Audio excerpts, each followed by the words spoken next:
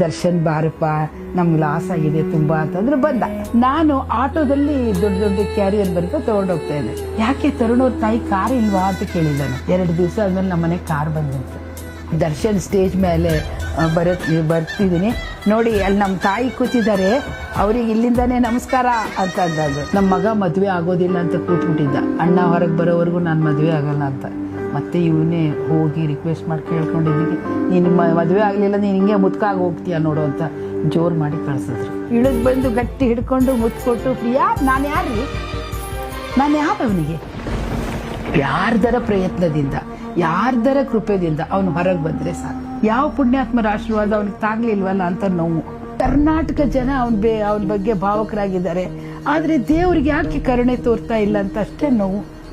ಒಂದು ಆಶೀರ್ವಾದ ಮಾಡ್ಲಿ ಅವನು ಹೊರಗೆ ಬರೋದಕ್ಕೆ, ಅಷ್ಟೇ ಸಾಕು. ಅವನು ಇನ್ನೇನು ಮಾಡೋದು ಬೇಡ.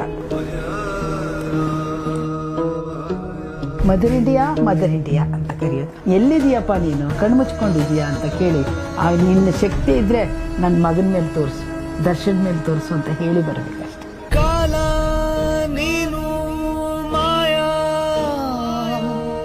ಅವನು ಹೊರಗೆ ಬಂದ್ಮೇಲೆ ಅವನು ದೇವತಾ ಮನುಷ್ಯ ಆಗ್ತಾನೆ ನೋಡಿ.